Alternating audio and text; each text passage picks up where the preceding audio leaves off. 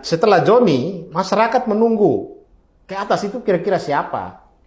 Sebab jangan sampai karena Joni G. Plate sebagai tersangka ini mengetahui satu persatu aliran dana itu, saya malah khawatir kekuatan-kekuatan politik yang tersangkut dalam kasus ini, Joni Plate diintimidasi, ditekan supaya tutup-tutup ini dan mulai terjadi kompromi di mana ya mungkin Joni Plate dijanjikan mendapat kompensasi, misalnya cukup dengan korupsi, pencucian uangnya tidak, itu pun bisa terjadi.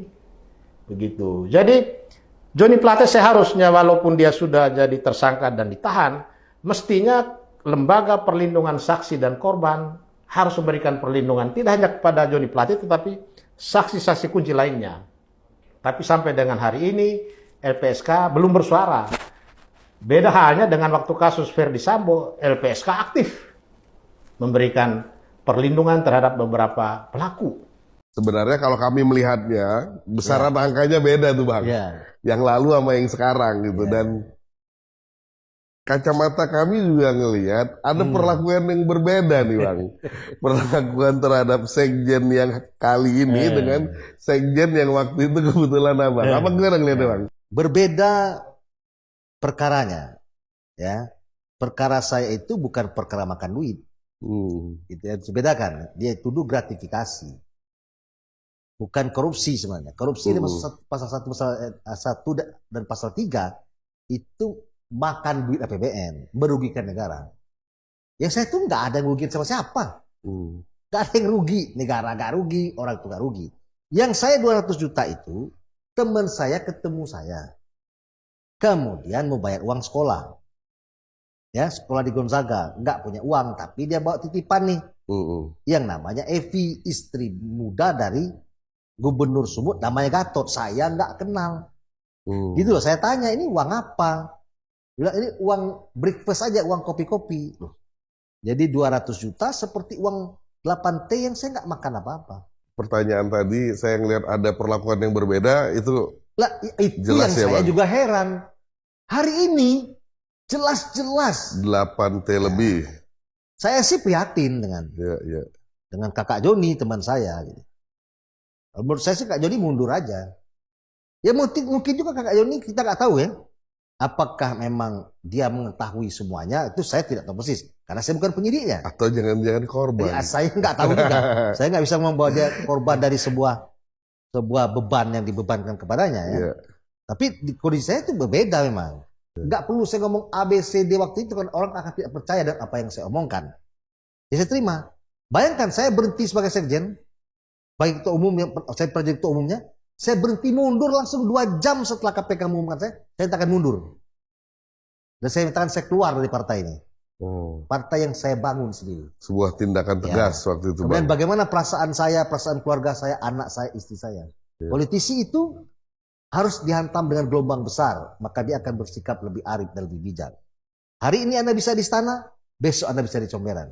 Hari ini Anda bisa di Comberan, besok Anda bisa di istana lagi. Masa itu Abang boleh dibilang jadi korban politik ya Bang? Ya, saya sih berasanya bahwa saya dikorbankan. Agak berbeda dengan hari ini. Gitu loh. Kalau memang mau ngincar kursi sekjen waktu itu, nggak gitu-gitu juga caranya. Ngomong aja baik-baik. Iya, ngomong baik-baik. Tinggal diserahkan kuncinya. Lu gua tendang, jadi nggak usah lagi perkara itu. Kemudian seakan-akan saya ini berbuat jahat terhadap partai. Dan hari ini Abdullah Putih dicalonkan. Sahabat saya pernah tersandung kasus korupsi 7 tahun. Iya. Kita mau tunggu ucapan Anies Baswedan. Ketika orang bertanya, nasib Anda apa? Ketika Joni Plate pasti di penjara. Kalau udah masuk kejaksaan, pasti di penjara. Yang senang siapa? Mungkin PDIP. Karena PDIP nuntut supaya Nasdem itu diganti oleh PDIP, menteri-menterinya nggak diganti-ganti juga. Sekarang mungkin Jokowi anggap oke, supaya dia nggak terlalu... Ya, saya kira kita nggak ada kepentingan lah. Iya, Anda atau nggak punya senang kepentingan. atau tidak saya suka. punya kepentingan untuk menjelaskan. Itu bedanya tuh. Dihendaki oleh partai ini. Partai ini menginginkan transparansi yang seutuhnya. Sekali lagi saya katakan, transparansi yang seutuhnya. Periksa seluruh yang kemungkinan. Dari ujung kiri ke ujung kanan, dari barat timur, atas bawah siapa saja yang terlibat. Periksa seutuhnya, 2 kali loh disebut loh. Periksa seutuhnya. Dari Periksa ujung. seutuhnya. Timur ke barat, selatan ke utara. Oke. Semua yang terlibat. Nah, langsung saja ini sudah hadir, juga sudah terhubung melalui sambungan Zoom. Ini ada Prof. Karim Suryadi, Guru Besar Komunikasi Politik Universitas Pendidikan Indonesia. Assalamualkum, Prof. Karim. Prof. Karim. Waalaikumsalam, selamat pagi. Selamat pagi, Prof. Saya izin mengawali dengan Prof dulu ya, Prof. Prof, ada kalau itu salah satu poin yang tadi kami cuplik untuk pemirsa pagi ini dari total 9 poin ya, yang memang dalam catatan awak media dalam konferensi pers yang disampaikan secara langsung oleh Ketua Umum Partai Nasdem Surya Paloh. Catatan Anda, komentar Anda. Ya, menurut saya 9 poin itu adalah rangkuman dari apa yang dipertanyakan publik, terutama soal komitmen partai politik dalam perang melawan korupsi. Ya, mengapa itu menjadi pertanyaan? Pertama, karena Nasdem adalah partai yang paling bersemangat menggelorakan anti korupsi. Dipraktikkan melalui politik tanpa mahar, meskipun 2 sekjennya terlibat korupsi dengan yang sekarang gitu ya. Nah, tetapi menurut saya poin penting sebenarnya adalah apa yang dilakukan oleh Surya Paloh dengan menantang Kejaksaan Agung untuk melacak aliran dana dan memeriksa, mengaudit Nasdem dan lain-lain. Itu di sisi lain menunjukkan komitmen anti korupsi sekaligus juga kepercayaan diri. Meskipun itu bisa menjadi tanda tanya gitu ya, karena kasus ini kan belum berakhir sampai di sini. Larinya kemana, ke kiri, ke kanan, ke atas, ke bawah, kita tidak tahu. Dan karena itu maka menurut saya, meskipun Surya Paloh di awal sudah menyadari bahwa ini akan berdampak pada proforma kepercayaan publik terhadap Nasdem, termasuk pencapresan Anies, tapi belum bisa dikalkulasi hari ini, itu yang pertama. Tetapi yang kedua, dari apa yang dikatakan oleh Surya Paloh, dari narasi yang dibangun, gaya bicara yang disampaikan, kemudian gestur dalam menyampaikannya, kok saya jadi teringat lirik lagunya Coldplay. Yang mana tuh? Yang mana tuh, Bro? bahwa tetes air mata itu kan seperti air terjun yang jatuh gitu ya. Kau bisa menyakitiku dan kau bisa menyakitiku, tapi akan kukibarkan benderaku. Wah, ini luar biasa. Ngeri jadi cocok kali. banget gitu ya. Cocok banget syair ini. Bait ini cocok banget. Jadi artinya, nah itu yang pertama. Yang kedua, saya menggarisbawahi sebenarnya, apakah publik akan mempertanyakan komitmen Surya Paloh, partai ini tidak memadai dan harus dibubarkan ketika terlibat korupsi. Itu yang pertama gitu ya. Yang kedua pertanyaannya adalah apakah ini akan berhenti pada Partai Nasdem atau pada partai-partai lain? Kenapa? Karena kita tahu, semua orang tahu, habitat korupsi ini terjadi dan ada pada partai-partai lain. Dalam pemerintahan Joko Widodo saja misalnya, ada 5 menteri yang sudah terlibat korupsi, dan itu dari partai yang berbeda. Nah, dengan kacamata yang setara dan egaliter, tanpa memilih partai manapun, kita berharap sebenarnya partai politik adalah entitas yang paling bersih dari korupsi. Kenapa? Karena tindakannya mengatasnamakan warga, mengatasnamakan masyarakat. Partai politik, politisi adalah entitas yang bertindak untuk dan atas nama masyarakat. Itu yang kedua. Kemudian catatan yang ketiga dari saya adalah bagaimana sebenarnya menumbuhkan preferensi anti korupsi. Bukan hanya dalam pembangunan partai politik, tetapi juga bagaimana preferensi anti korupsi itu terlihat dalam langkah-langkah yang diambil oleh partai politik, baik dalam mengajukan calon legislatif, dalam mengajukan calon presiden, dan dalam mengajukan berbagai pejabat publik dalam semua level, dalam semua lini. Itu ingin kita baca. Bukan hanya narasi, bukan hanya wacana yang dibangun, tetapi preferensi, artinya keberpihakan. Dan tindakan memilih jalan anti korupsi, bukan yang lain. Kita butuh tegas seperti itu sebenarnya. Ya, Mas Tri, catatan-catatan. Joni Plate ditangkap oleh Jaksa Agung, Surya Paloh meradang.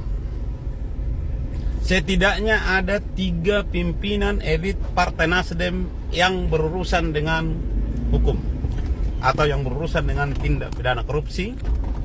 Yang pertama adalah Patris Rio Capella, mantan sekjen. Yang kedua Oce Kaligis, mantan Dewan Kehormatan Partai Nasdem. Yang ketiga adalah Sekretaris Jenderal Johnny F. Plate. Terhadap itu, netizen menagih janji atau pernyataan dari Surya Paloh, yang dimana pada waktu itu Surya Paloh menyatakan apabila ada kader saya yang melakukan tindak pidana korupsi, partai ini siap saya bubarkan. Oleh karena itu, hari ini netizen Republik Indonesia menagih janji Surya Paloh. Apakah benar Surya Paloh akan membubarkan Partai Nasdem, atau mungkin dia akan berkilah seolah-olah ini adalah politisasi hukum. Bagaimana mungkin Pak bisa politisasi hukum? Kita kan ada lembaga penyeimbang, ada pra-peradilan. Kalau memang ternyata penetapan tersangka terhadap Johnny Plate itu tidak sesuai dengan aturan hukum yang berlaku, silahkan ajukan pra-peradilan. Jangan menebar fitnah seolah-olah hukum diperalat oleh penguasa untuk mengkriminalisasi Partai Nasdem. Masyarakat hari ini tidak bodoh, Pak. Semua ada pranatanya, ada hukumnya, ada pranata pra-peradilan. Kalau memang ternyata penetapan terhadap Johnny Plate ini tidak sesuai dengan aturan hukum yang berlaku, silahkan ajukan gugatan pra-peradilan. Jangan justru flight fitting seolah-olah Anda dijolimi.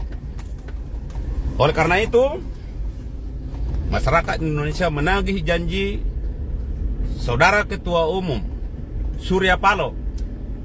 Bagaimana komitmennya, apakah benar akan membubarkan Partai Nasdem, atau tanda petik atau tanda tanya. Itu mungkin yang bisa kami sampaikan, agar kiranya Bapak Surya Paloh selaku Ketua Umum Partai Nasional Demokrat atau Partai Nasdem jangan lagi mencoba-coba seolah-olah penangkapan Johnny Plate itu adalah permainan atau kriminalisasi atau politisasi hukum untuk mendiskreditkan Partai Nasdem. Ya, rakyat menunggu apakah Johnny Plate akan melakukan gugatan pra-peradilan terhadap penetapan tersangka. Kalau tidak dilakukan gugatan pra-peradilan terhadap penetapan tersangka tersebut, itu artinya secara sadar bahwa Johnny Plate telah melakukan perbuatan sebagaimana disangkakan oleh Jaksa Agung. Sekian dan terima kasih. Menteri Kominfo Johnny G. Plate ditetapkan tersangka korupsi BTS. Ini bukan yang grup Korea itu ya. Ini proyek menara base receiver station dan bikin negara rugi sampai 8 triliun. Gimana ceritanya? Dan apa aja sih karyanya Pak Johnny ini? Yang suka blokir-blokir itu bukan sih? Udah sampai sama CNN, BBC, dan Kompas. Menterinya Kominfo langsung ditangkap karena korupsi 8 triliun. Beliau ini bukan sembarang beliau. Karena beliau yang pernah ngeblokir PayPal, pernah blokir Steam, Epic Games, bahkan Yahoo Search Engine juga pernah diblokir sama beliau. Tapi karyanya nggak berhenti di situ. Waktu Bjorka ngehack data negara, Kominfo malah bilang ke Bjorka untuk kalau bisa jangan menyerang. Kayak nasihatin anak. Selain itu juga dia sempat nyalek buat tahun 2024 nanti. Padahal dia masih menjabat sebagai menteri. Nah, karena beliau udah ketangkep, beliau bisa terancam hukuman penjara seumur hidup. Ini tertulis di pasal 2 ayat 1 dan pasal 3 UU Tipikor berkaitan dengan pasal 55 ayat 1 ke 1 KUHP. Kalau menurut kamu gimana? Saya mau denger pendapat kamu. Oke guys, Assalamualaikum warahmatullahi wabarakatuh. Salam, Om Swastiastu. Namo Buddhaya, salam kebajikan, dan salam sejahtera untuk kita semua. Saudara, dalam muatan video tadi, kita bersama-sama mendengarkan penjelasan-penjelasan dari tokoh-tokoh politik di tanah air ini. Kita mendengar penjelasan tentang kasus korupsi dari seorang Johnny G. Plate. Kita ketahui bersama bahwa kasus korupsi adalah sebuah kasus kejahatan yang sangat luar biasa. Dan kasus yang menimpa Johnny G. Plate ini tidak main-main. Dia mengkorupsi pembangunan BTS senilai 8 triliun rupiah lebih. Anggaran yang digelontorkan baru 10 triliun, tetapi 8 triliun sudah dikorupsi oleh seorang Menkominfo. Mungkin ini adalah sejarah baru di negara kesatuan Republik Indonesia. Sejarah di mana seorang Menkominfo mengkorupsi uang rakyat yang begitu besar. Tentu perbuatan-perbuatan seperti ini sangat memalukan. Dan yang lebih memalukan lagi adalah orang-orang yang berasal dari satu kampung halamannya, yaitu dari Provinsi Nusa Tenggara Timur. Dan saya sebagai rakyat jelata dari Provinsi Nusa Tenggara Timur, saya berharap semoga pihak penegak hukum di bangsa ini bisa memberikan hukuman yang seberat-beratnya kepada manusia biadab yang telah mencuri uang rakyat ini. Ini adalah benar-benar brengsek, benar-benar manusia yang tidak tahu bersyukur dan berterima kasih dengan apa yang telah dia peroleh selama ini. Sudah punya jabatan, sudah punya pekerjaan yang begitu bagus. Presiden Jokowi sudah memberikan jabatan yang begitu istimewa. Tetapi kelakuan, kerakusan yang dimiliki oleh Johnny G. Plate ini sangat memalukan. Saya berharap kita orang-orang muda, khususnya dari Provinsi Nusa Tenggara Timur, jangan pernah mengikuti rekam jejak yang sangat buruk dan sangat busuk yang sudah dilakukan oleh Johnny G. Plate ini. Sekali lagi saya tegaskan, jangan pernah mengikuti rekam jejak yang sangat buruk dan sangat busuk yang telah dilakukan oleh Johnny G. Plate ini. Inilah manusia rakus, manusia yang tidak pernah memikirkan nasib banyak orang, manusia yang lebih mementingkan dirinya sendiri daripada orang lain. Dan manusia biadab seperti ini tidak cocok, sangat tidak cocok untuk menjadi public figure, sangat tidak cocok untuk menjadi seorang pemimpin. Karena ini adalah perilaku-perilaku brengsek, perilaku-perilaku mencuri uang rakyat adalah perilaku-perilaku biadab.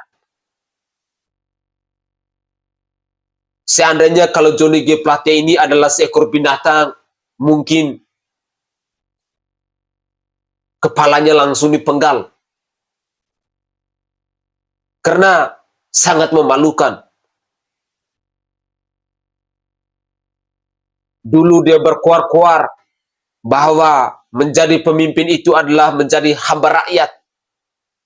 Menjadi pemimpin itu adalah menjadi pelayan. Tapi apa buktinya? Ini sangat memalukan. Dan tanggapan-tanggapan dari netizen tadi, saya berharap kepada para pemirsa sekalian bisa menjadikan masukan yang begitu berarti dalam kehidupan kita. Bisa menjadi bekal dalam kehidupan kita. Bahwa perbuatan korupsi itu adalah sebuah tindakan yang benar-benar sangat biadab. Tindakan kejahatan yang benar-benar sangat memalukan. Ya, walaupun kita ketahui bahwa mungkin dana sebanyak itu, sampai 7 keturunan pun, dia akan tidur bangun di atas uang. Tetapi ingat, bahwa keringat rakyat, tetesan-tetesan darah dari rakyat, yang sudah menderita selama ini, lalu dilakukan lagi. Dengan sikap-sikap seperti ini, saya yakin dan percaya bahwa uang yang dia korupsi itu tidak senikmat dengan uang atas hasil kerja keringat kita sendiri. Saya yakin itu. Hukum karma pasti akan menimpa Johnny G. Plate dan keluarganya. Saya Sainai dari Provinsi Nusa Tenggara Timur, saatnya rakyat jelata harus berani untuk bersuara.